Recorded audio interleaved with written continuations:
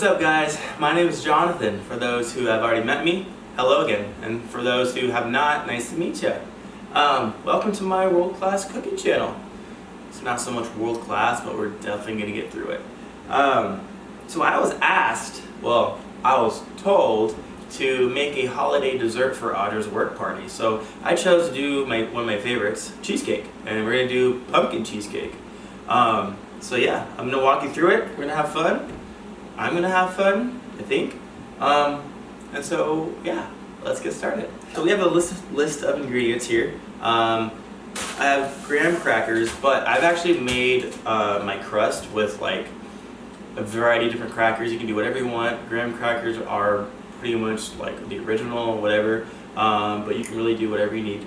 You're gonna need 3 things of cream cheese.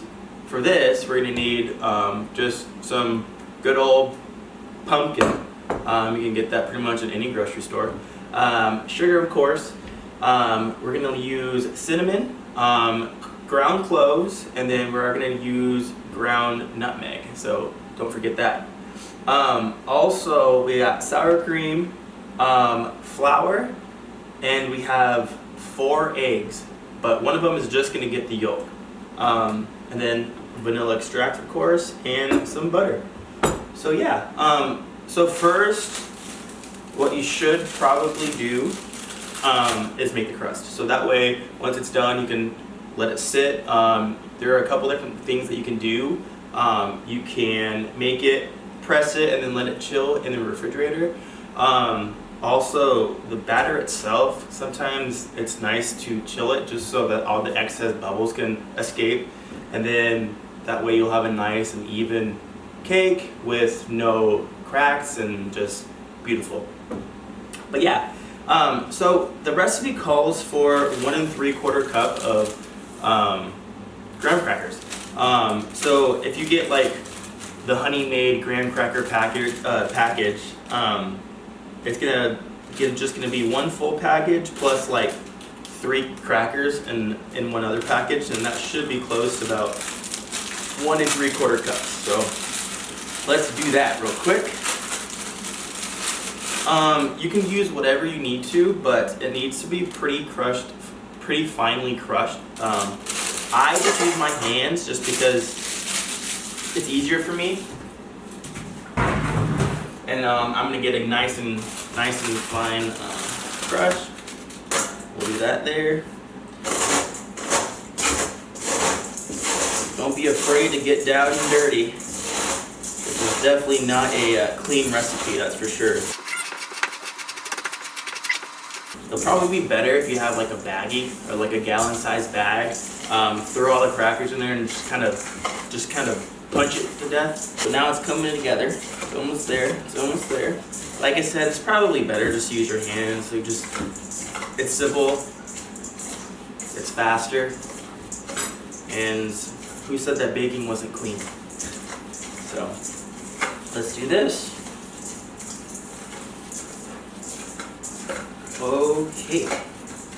So now and when you get all the cracker nice and crushed, finely crushed, it's okay if there's little chunks in here. Like honestly, once you put the butter in there, it's gonna kind of break down, and once you press into the pan, it's gonna help with that too. So it doesn't have to be super fine, just most of it just has to be crushed. So we're gonna get to that.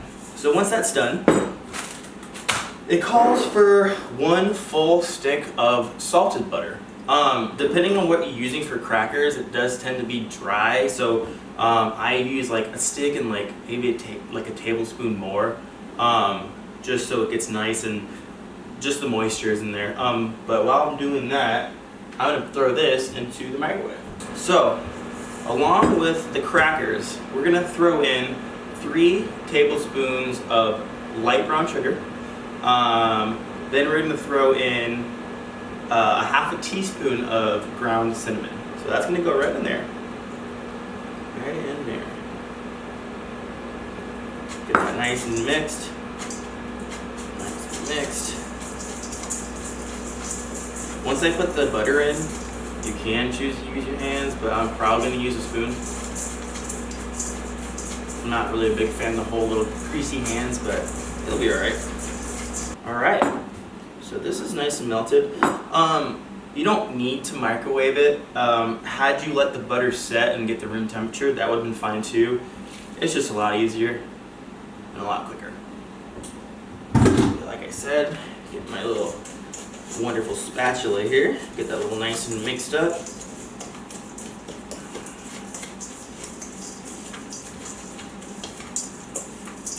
Alright.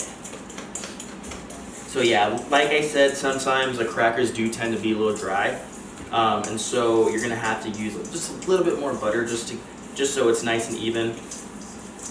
The great thing about using butter when we do mold it to the bottom of the springform pan, it's already greased up. But also it's nice to have a non-stick pan too. Otherwise, it's gonna stick, clearly. All right, that is done. Come on. All right. So I have a 9-inch non-stick springform pan. You're gonna need to use a springform pan. You can do it in like a little other pan, but it's just, you're not gonna be able to get it out of it. This can, so it's up to you. I use it just because I'm impatient.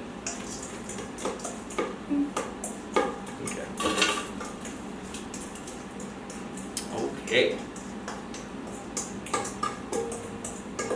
Yeah, like I said, the butter will grease it for you. You could spray it with ham or, oil it up or whatever. It's just, but when I put oil in it, it tends to bubble out the side of the pan, and it just gets messy inside the oven. So I choose not to do it.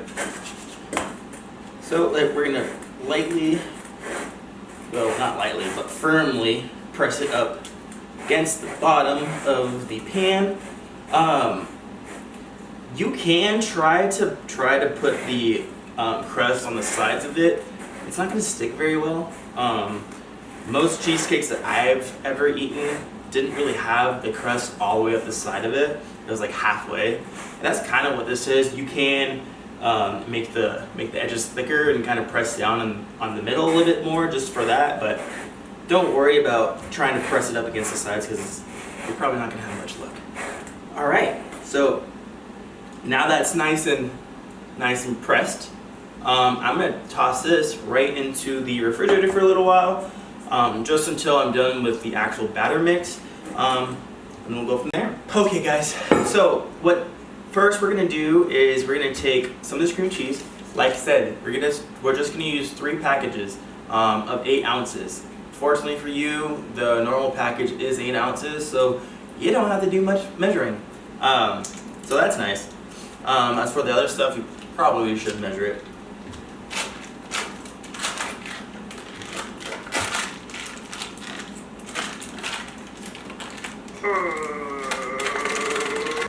Alright guys, so this cream cheese was set to room temperature. It's going to be a lot easier just to mix up. And we're going to use a hand mixer just to get it nice and smooth and creamy.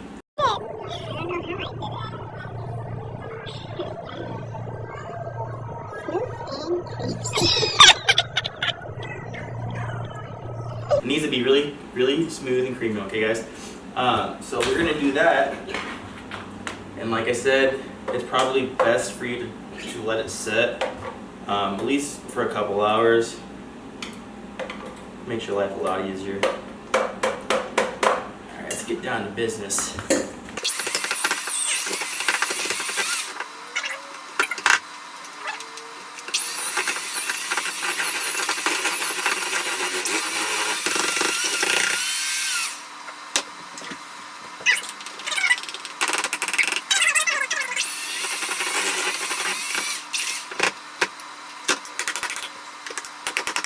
Alright, so now that that's all mixed together, it's very smooth and creamy, we're going to add some pumpkin mix now.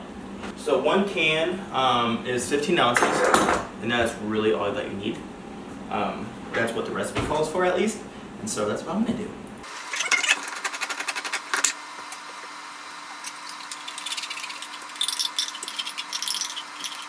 Alright, so now that we've put the pumpkin inside of there, I'm going to mix that up a bit.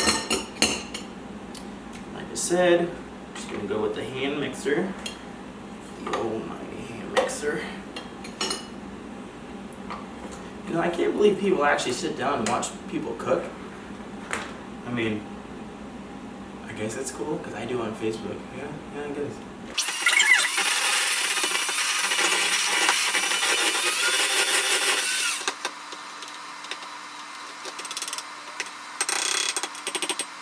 Okay, so once we've mixed in the pumpkin, then now we're gonna put 1.5 cups of sugar with 1/2 teaspoon of cinnamon, an 1/8 teaspoon of ground nutmeg, and an 1/8 teaspoon of cloves. So we're gonna add that right in there. After that, we're gonna put in 1/4 cup of sour cream, and this can really be light sour cream, regular sour cream, it doesn't really matter. Didn't necessarily specify either. I haven't really noticed a difference, so I'm gonna add that bad boy in there.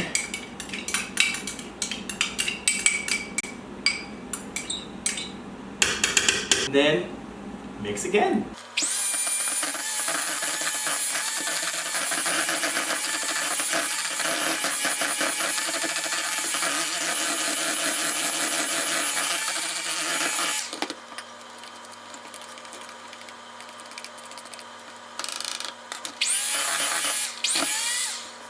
Okay, so now that I have this mixture, I'm going to add in 2 tablespoons of white flour.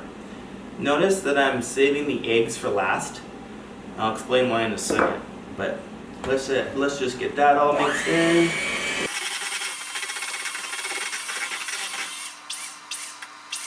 So now we're going to add the eggs. The reason why I'm adding it last is because I do not want to over whip eggs. When you whip eggs and when you bake, it tends to become more fluffy, like a cake. Obviously this is a cake, but this is a more dense cake, and in order to do that, I'm going to put in this last, so just so I'm not over mixing. So it's going to be 3 eggs, full eggs, and then 1 egg yolk. So let's get that in there.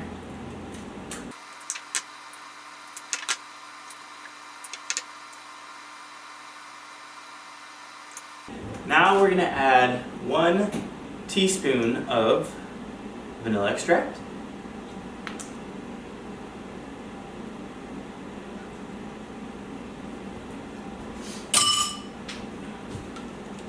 And now we mix.